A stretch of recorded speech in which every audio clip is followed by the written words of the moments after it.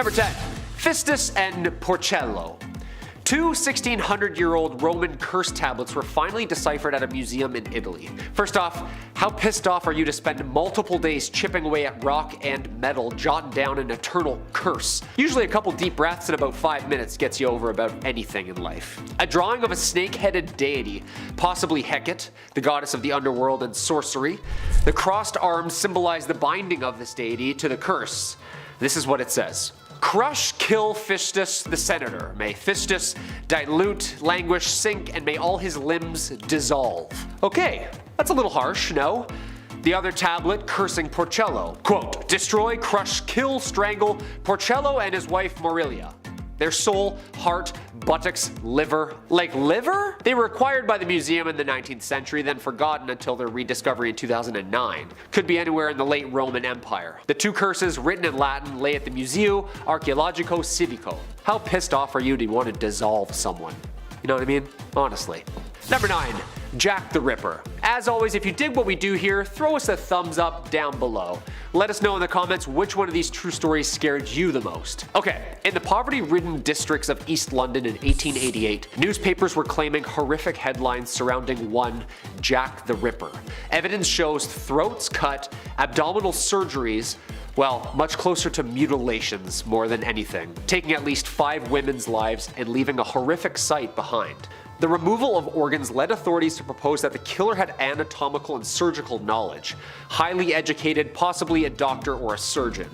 Numerous letters were received by media and authorities from the Scotland Yard proposing a murderer was amidst the city. The title Jack the Ripper spewed across every newspaper. The murders were never solved, and the legends surrounding these crimes became a combination of historical research, pseudo-history, and fear-inducing media. Number 8. The Ancient Ram Inn. An ancient old haunted inn, huh? Wonder how much rooms are going for nowadays. Also a fully functioning haunted pub. It's located in Wadden-under-Edge, a market town within Gloucestershire, England. Look at this place, it's like bending and molding to the earth over time. The inn has been owned and operated by many, as it's the oldest building in the village going back about 1,000 years. 1145.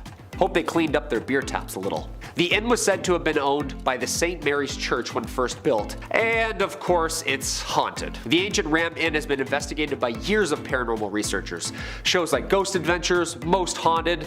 The inn was investigated by a UK paranormal group, the Ghost Club, the oldest paranormal research organization in the world. Not to mention the backyard is home to about a 5,000-year-old pagan burial ground where witches were apparently burned at the stake.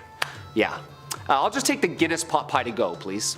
Number 7. Norway Lights. Natural light phenomena is common in our big beautiful planet. The northern lights, the green flash, solar eclipses, you name it. I bet those were all pretty alarming back in ancient times. Now some of these natural events look otherworldly. They look cosmic almost. Most of the time there's an explanation waiting, but for the mysterious glowing orbs floating over Norway, the Havsdalen lights as locals call them, we still need some answers. Scientists have been trying to gather research, and in 2014, after many impressive light shows, their best guess is a natural battery that charges underground and then emits this light show above. Maybe this has something to do with the reoccurring lights over Phoenix. Could be the same phenomena happening, who knows. Number 6. The cool time traveler. Do you believe in time travel? If your answer is no, maybe this next one, maybe it'll change your mind or keep you open to the concept. It's a common theme in movies, Back to the Future, Loopers, Avengers. Time travel plots are fun, but they're absolute nonsense. Or are they? When we see a case like the Cape Scott story, we can't help but be intrigued a little bit. Time travel or not, this is an interesting photo. It comes from Ray Peterson's book, The Great Cape Scott Story. That book was from 1974, but the actual photo used in the book was taken over 100 years ago.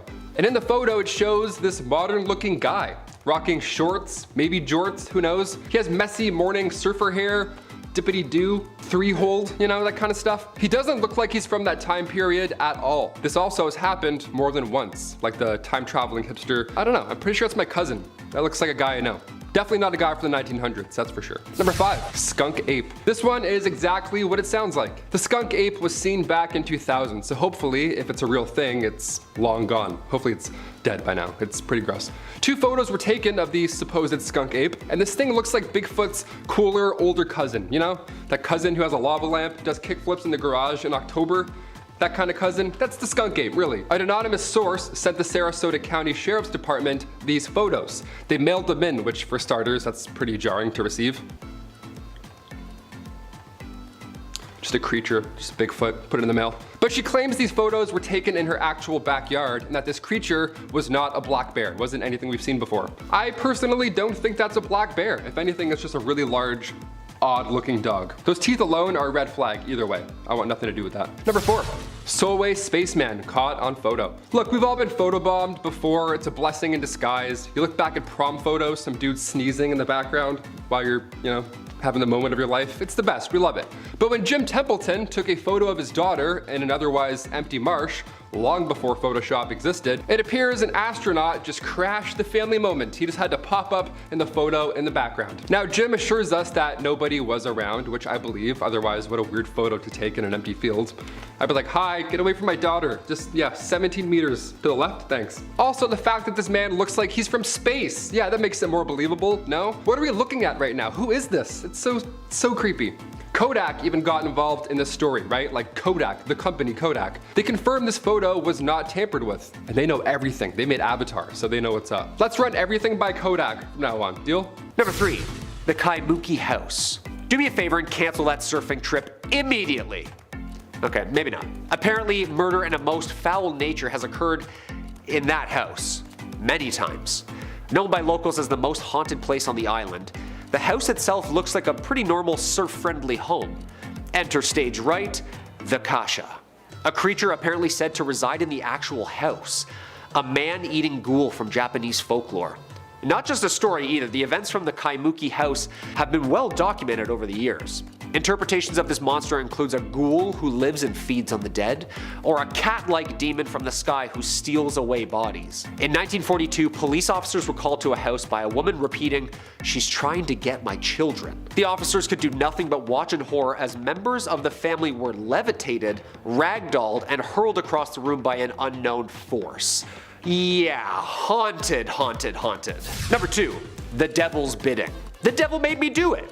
Actually now an official term of phrase pleaded before a court of law. Who'd have thunk that possession under demonic influence could be argued against in a Supreme Court? Rewind to 1981.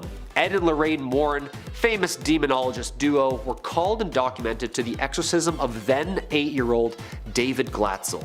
Attended by his family, his sister and her boyfriend, and Father Gordon, a priest of Connecticut. During this horrifying exorcism, the sister's boyfriend invites the demon to enter his body instead of remaining in his sister's little brother. The Glatzels, including the Warrens, apparently witnessed the demon that was possessing the boy transport itself from one body to the other. Cut 2. The boyfriend then goes home and stabs his landlord multiple times under demonic possession, apparently while growling like an animal. This case became the first American murder trial to claim demonic possession as a defense. This is absolutely jarring. And our number 1 spot, of course, the Octavius. The Octavius became more than just a sailor's legend in 1775 when a whaling ship named the Herald found it aimlessly drifting off the coast of Greenland. The scary part, with all of its crew frozen dead. Frozen solid by the Arctic mists and winds. To add to the spookiness, the ship's captain was found still sitting at his desk, pen in hand at the logbook in front of him, finishing an entry from 1762. The Octavius, a legendary ghost ship. Apparently the schooner was found by the 5-man boarding party. The entire crew of 28 below deck, completely frozen solid and almost perfectly preserved in time. The last entry in the log was from November 11, 1762, accounting the ship had been lost in the Arctic for more than 13 years. Yo, that's terrifying. Just seeing a ship sail up beside you? Ahoy! Oh my goodness! Number 10. Lizzie Borden's house. A bed and breakfast located at 230 2nd Street is home to one of America's most haunted and mysterious houses ever. Now, the Lizzie Borden house gets its momentum from the unsolved murder, of course, of Lizzie Borden back in 1892. She's one of the most infamous true crime figures known for killing her father and stepmother horribly. She did it with a hatchet. Just in case you're thinking, how did she do it? A hatchet. There's a twisted rhyme about the incident, but I'm not gonna sing that here. I'm not getting cursed on YouTube, but thanks. If you know it, hum it. It's pretty catchy. 1892, Lizzie's stepmother of 27 years, she was hit 19 times while her father, Andrew, was hit 11 times. Now, although Lizzie Borden was acquitted and found not guilty, the dark history draws in crowds, of course, every night for its nightly tour of the premises. Gotta make a buck off this horrible history, right? Netflix and, real life. The Lizzie Borden room, the infamous room where these horrors took place, is requested for the most paranormal overnighters. Yeah, some 1408 stuff. People staying overnight in haunted houses. Would you ever do this? Number 9. Leap Castle. Leap Castle, Ireland. Built around 1250, this beauty was one of the most lived-in castles in Ireland. It was built originally by the O'Bannon family. The classic happens, father dies, powerful family, no successor to the throne. This turned into a brother versus brother kind of deal. Things got shady, a lot of family attacks, nobody could get along, so now we got a castle full of ghosts. A popular sighting is 2 haunting ghost girls playing in the main hallway. Their apparition has been seen since the 1600s, but the most famous sighting is that of the Red Lady. The Red Lady wears a long red dress, she's tall and lean, and she has one of her hands raised. That's terrifying. Could you imagine a ghost trying to block you at all times, just coming down the hallway? Next. Number 7. The Philip Experiment. A local 1972 parapsychology experiment called, simply named, the Philip Experiment, was conducted just down the street from us here in Toronto. University professor and mathematician team Dr. A.R. George Owen and Dr. Joel Witten were attempting to prove that poltergeists are just manifestations of the human psyche and not actually really supernatural beings. They created a lecture and fictitious character in an attempt to communicate with said entity through a controlled seance. The character was named Philip. His fictional backstory coincided with real historic events and places. Born in 1624 England, had an early military career, knighted by 16 in the English Civil War, and died at 30. Then the group was seated around a table via lecture hall. The professors then dimmed the lights, leaned into the seance, and participants began feeling a presence. Lots of table vibrations, breezes, unexplained voices. Sounds that matched up to Philip's life quite a bit. At one point, even the table went up on a single leg and was even apparently thrown across the room by itself. Audio, video, and witness accounts documented the paranormal events. Yeah, this is like really scary stuff. Again, like right down there. Number 6. The Enfield Monster. In 1973, 2 McDaniel children of Enfield, Illinois claimed to see a weird creature lurking amongst their backyard. After weeks of this, their parents figured it was just the kids, being kids. After being awoken by a strange scratching sound one night, Dad, Henry McDaniel, grabbed his gun and a flashlight and peeked outside. There, between the bushes, he saw a creature that was, quote, almost like a human body. Just as his kids had mentioned, a humanoid creature. 3 legs on it, a short body, 2 little short arms, and 2 pink eyes as big and bright as flashlights. McDaniel said he fired 4 shots and he was sure that he hit the creature at least once, causing it to hiss like a wildcat at him before it ran off. Ow! McDaniel said he saw the creature jump 80 feet in 3 jumps, sprinting out of sight. The police found scratches on the door as well as footprints that looked like dog. Other eyewitness claims began to surface after the McDaniels reported it 3 more times. They tried to write this off as maybe a kangaroo escaped from a nearby zoo. Like, no. Number 5. Werewolf of France. In 18th century Gavardon, France, a horrific amount of slayings had residents boarding up their doors petrified. Not a man, ghost, or ghoul, but a monstrous wolf beast. Jeanne Boulet was mysteriously found dead in 1764 with her throat more or less gone. Then another victim a month later, same thing, throat basically gone. Hundreds more were mauled with their throats and chests apparently eaten. Survivors who witnessed the attacks described an enormous wolf-like animal covered in black fur. The newspapers quickly dubbed the maulings as, quote, the Beast of Gavardon. Hundreds of hunting parties in the wake. Jean-Baptiste Duhamel organized more than 30,000 volunteers to hunt down and kill this thing. Still, no luck. And the body count just continued to grow. An estimated 300 people perished from these attacks. Historians have yet to agree on what exactly happened at Gavardon. Some say it was simply mass hysteria, and some say simply a pack of wolves. Scary stuff, you know what I mean? Scary stuff. Dyatlov Pass Incident. A puzzling one to say the very least, this event in which 9 Soviet trekkers perished in the northern Ural Mountains between February 1st and 2nd, 1959, under very uncertain and still confusing circumstances. The experienced trekking group from the Ural Polytechnical Institute, led by Igor Dyatlov, had camped on the eastern slopes of Russia. Overnight, something caused them to cut their way out of their tent, flee barefoot, not dressed for the sub-zero night, and then perish. Investigation determined 6 of them died from hypothermia, 3 died from physical trauma. Okay, buckle up. 2 of the bodies had missing eyes, 1 had a missing tongue, and 1 had missing eyebrows. Apparently some clothing had traces of radiation on it as well, and reports of strange lights in the mountains as in orange orbs were reported the very same time. Lots of theories from Bigfoots to UFOs to military experiments. Officially, they landed on avalanche and accidental. I'm honestly surprised there's not a movie or a Netflix series about this yet. Number 3. Bangor Fort.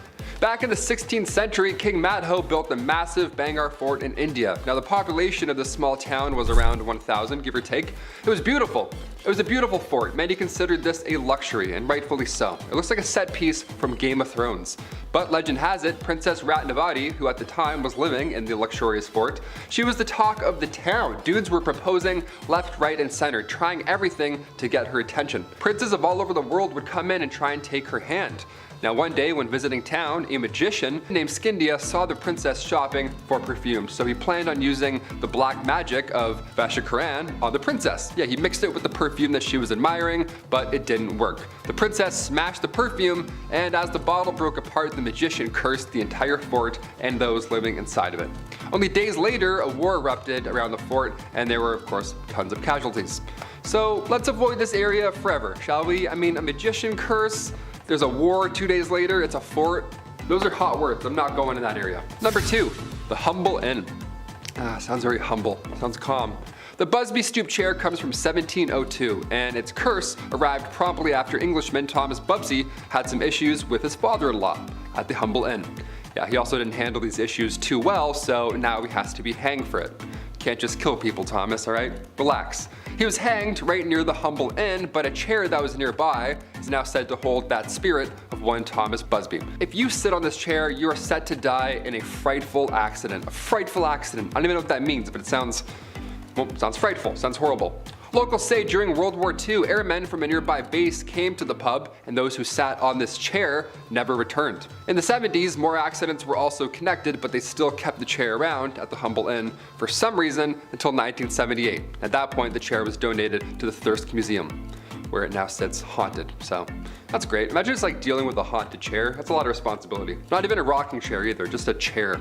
And finally, number 1, the Dark Mirror.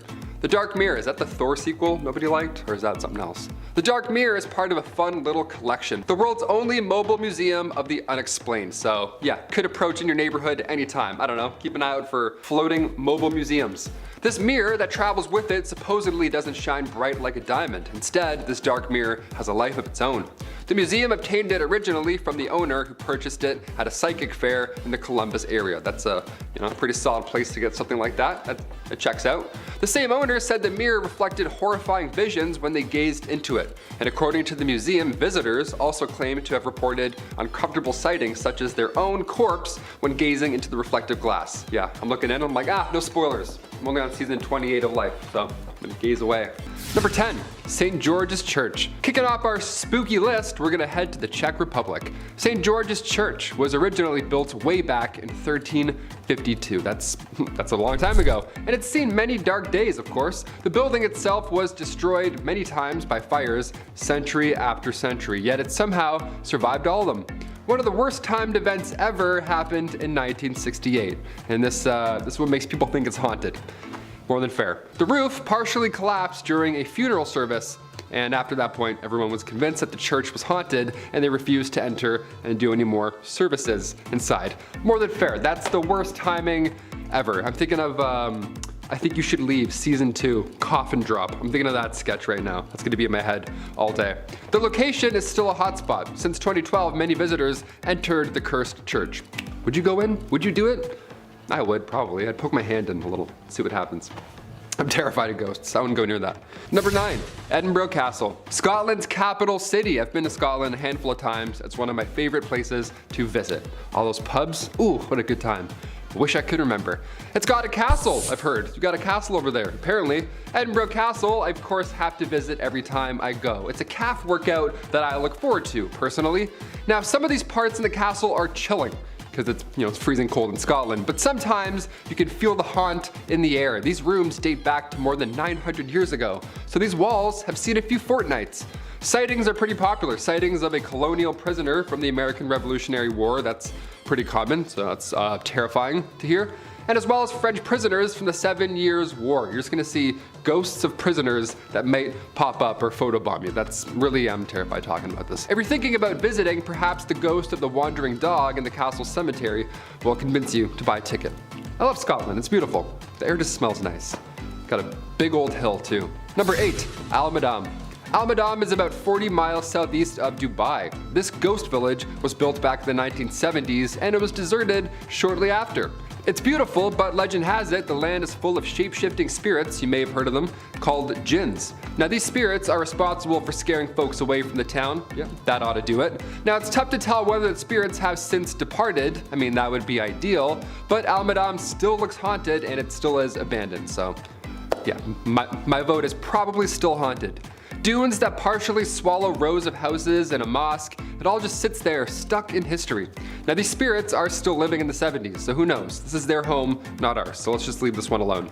It looks like something out of Tim Burton's Beetlejuice, you know what I mean? All the sand, just barren.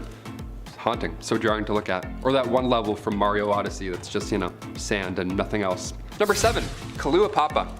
Heading over to the beautiful Hawaii for this one. I know one of our viewers is from Hawaii. Always wanted to go. Thing is, islands in the middle of the ocean scare the shit out of me. And also, haunted villages. Yeah, we don't like both of those combined.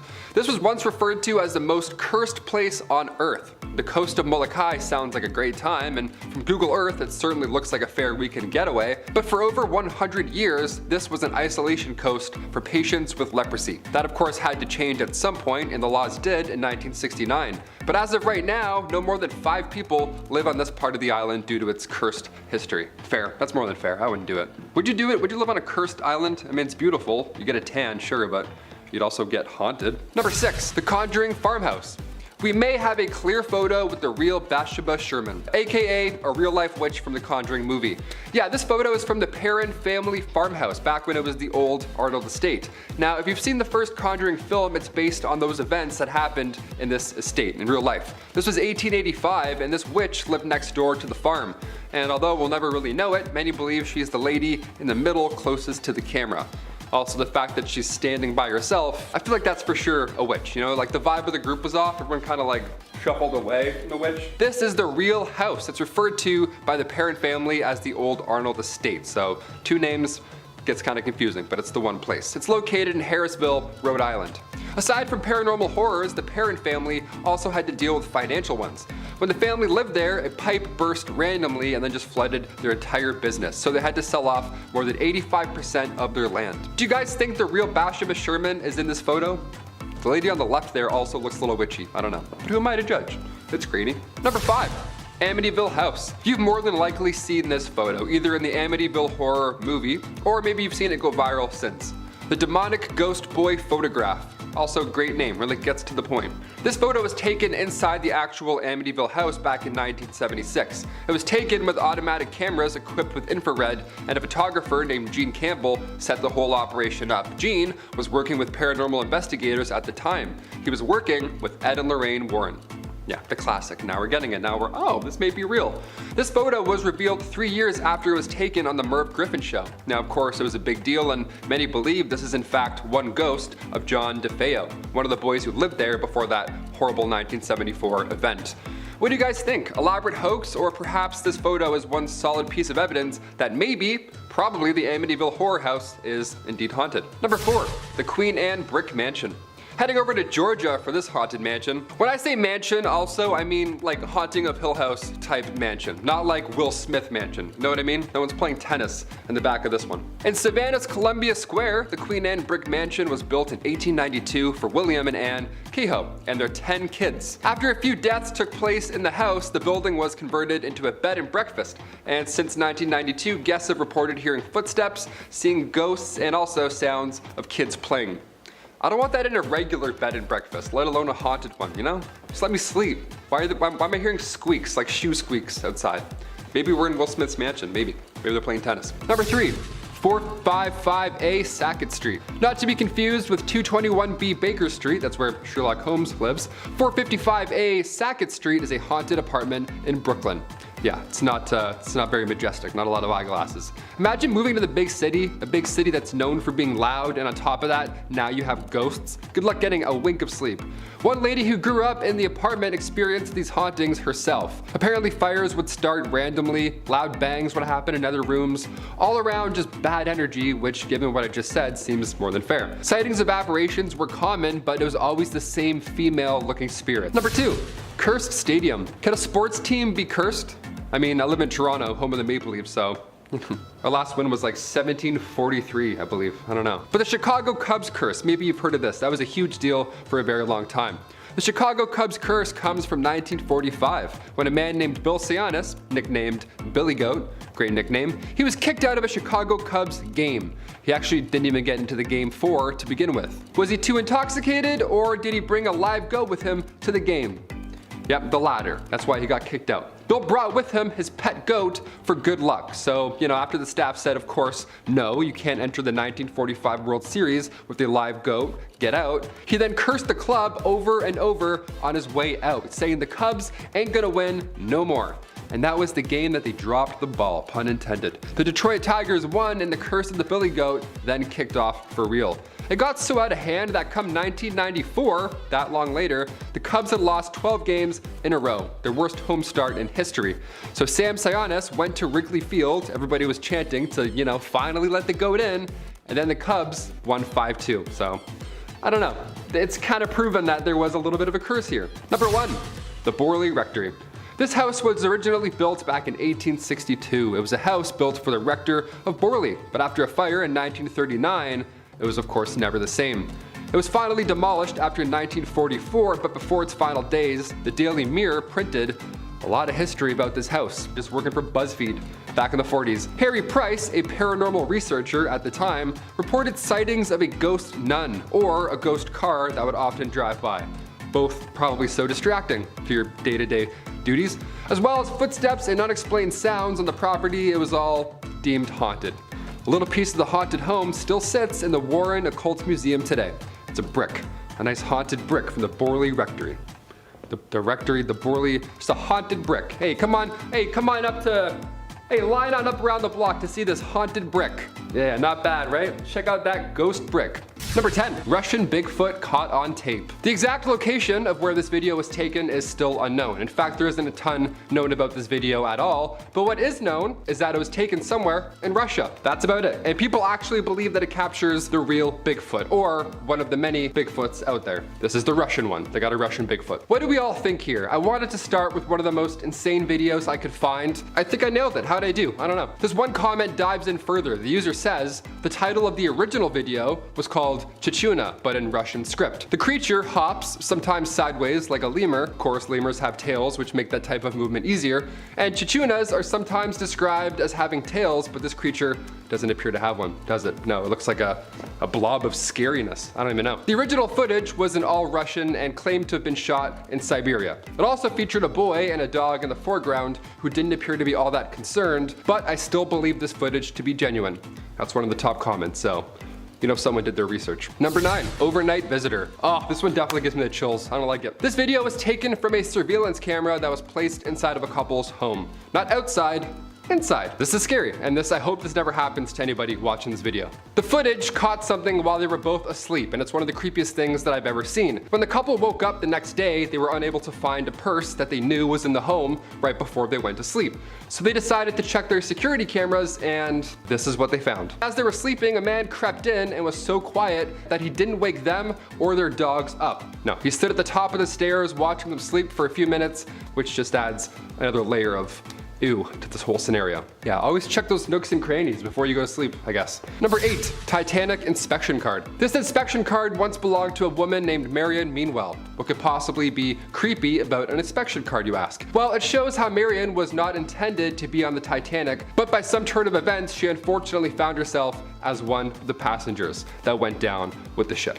Now, the card shows that she was originally meant to be traveling on a ship called the Majestic. For some reason, the trip she originally had planned was delayed, and she instead was assigned to the ill-fated Titanic. Yeah, you can see the word majestic is literally crossed out of her card. You know, adds to the creepy element because it shows her literal change in plans. Number 7, Gunnuhver Iceland. This one has heavy history behind it. Holy smokes. Now, sometimes places are haunted by multiple ghosts, past prisoners, while others have, just one up story. Iceland's Gunnuhver mud pool. Perhaps you visited. It sounds kind of, nice when I say it out loud. It's one of the largest and haunted. Apparently, the pool was named after Gunna, a woman who lived in this area of the peninsula 400 years ago. Sadly, Gunna passed away of starvation, but her spirit apparently came back home and killed the current landlord and his wife. It was terrifying. That's a big yikes. The town called in a priest to take care of that issue, but of course, some visitors today claim to see that same ghost of one Gunna around the very same boiling hot mud pool. One Gunna sounds like a rapper. I don't know why I said that. Ghost or no ghost, I'm not going anywhere. This sounds like an expensive hazard to be near. Anything boiling or muddy? I'm like, no, that's a hazard. That's hot. Number 6, RMS Queen Mary. Heading over to the beautiful Long Beach, California. Here we go. I'll tell you right now, I would never spend a night in this hotel. Nope. I would rather sleep in Stephen King's 1408 hotel room than this RMS Queen Mary situation. During World War II, the ship was in operation briefly, and then it served as a luxury ocean liner from 1936 to 1967. Now, during this time, a killing happened, a sailor was also crushed by a door, very tragic, and a couple people had drowned in the pool. So it's a lot of bad stuff going on here. It's like the back of a DVD of Ghost Ship. You're like, what am I reading? This is terrifying. Cut to 1967, Long Beach purchased that ship and turned it into a hotel, a flotel, dare I say, where now it still sits today. Would you visit here? Would you spend the night in this haunted Titanic? Let alone, I wouldn't even step a foot on the boat. No way. Boats scare me in general, let alone ghosts on a boat. Number 5, haunted ballroom. This one I would for sure check out. I would definitely moonwalk in a haunted ballroom. Are you kidding me? This is like the first 8 minutes of that Thriller music video. This house, if you want to call it that, this mansion slash castle, was built between 1871 and 1887 for New Zealand politician William Larnach. And like every other Disney castle, you need to have a 3,000 square foot ballroom. Yeah, no friends required, just here's the big ballroom, good luck. Larnach gave his 21-year-old daughter a ballroom for her birthday. Yeah, here you go, Kate, now go make thousands of friends. Good luck. Would you want a ballroom, like as a gift? That feels like the worst gift ever. What happened to ponies, Dad? Jeez. Kate sadly passed away at age 26 due to typhoid cancer, but death does not get in the way for Kate. No, the spirit of the youngin' is still said to haunt the ballroom and still dance around. So, beautiful on one hand, so terrifying on the other. A haunted ballroom ghost? That's the scariest movie I can imagine. Number 4, the Snedeker House. This is a classic Ed and Lorraine Warren ghost story. They have a few out there, probably too many, but we'll see.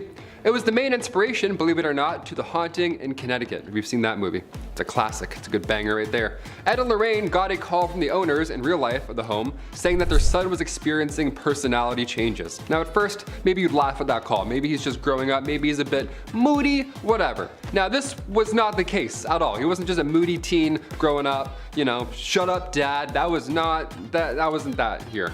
These changes were violent in nature, and on top of that, a pretty obvious other issue, they were seeing apparitions in their home.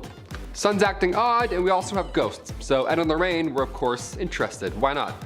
Old house in Southington, Connecticut. Alan and Carmen Snedeker then found these tools, old tools used by morticians in their house. Yeah, their home was once a funeral parlor. Fun fact to find out after you've moved in, I guess. That's the worst thing to find out. One day when Carmen was mopping the floor, it apparently turned blood red and began to smell foul. So Ed and Lorraine came to one conclusion, and that was demons. The house was full of them.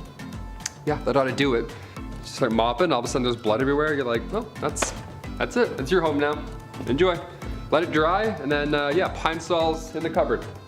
Brick legs. Number 3, Worstead Church Visitor. Okay, time to get a little paranormal. We love those. Hit the lights. Back in 1975, Peter and Diane Berthelot were visiting the Worstead Church in the UK. It was beautiful, right? So like any visitor does, Peter took a photo with his nice Kodak camera, right? He wants to see the truth with his Kodak. Peter took a photo of his lovely wife sitting in the spectacle of a church, but later on, once the photo was developed, somebody else was all of a sudden in the photo now. Or something, we don't really know. Right on the bench behind Diane, there appears to be a person in all white. How calming is that? Maybe it's a wedding, maybe it's their big day. We love it. When the couple went back to the church to ask about who it was, a local suggested they may have gotten photo proof of the White Lady, the spirit of a healer who haunts the church. I mean, as far as surprise ghosts go, that's pretty tame. That's a pretty tame encounter. That's how it should be. Could have been a lot worse. They're like, oh, that's the demon. That's Daryl the demon. Yeah, you don't want any part of that. Number 2, Black Knight Satellite. Not to be confused with Martin Lawrence's Black Knight. That's, although that's pretty historical and memorable in itself. The Black Knight Satellite is something that has been orbiting our planet for God knows how long. We're guessing thousands of years. Everything else on this list is quite recent, but this myth is ancient. This photo here you've probably seen at one point or another. It was taken back in 1998 during an American mission to the International Space Station. Apparently this guy has been hovering over our Earth just watching us. It's some sort of alien satellite. That's a fun theory, no doubt about it. But during a spacewalk in 1998, one of the thermal covers came loose and drifted away from the station. Could this be that cover that just floated off and wrapped itself around a rock or something? Or it could be an ancient night satellite. One of the two. And finally, number 1, the doorbell licker. Nice, we gotta end with the weirdest thing I've ever seen. This one's short and sweet. Not much explaining to do here, obviously. Does what it says in the can. Back in 2019, a man was caught on surveillance, a doorbell camera, approaching a home in a neighborhood in Salinas, California. He doesn't say much, he just shows up, doesn't drop off any package, nothing like that. He just shows up and starts licking the doorbell. Not the camera, but the actual doorbell, like the button.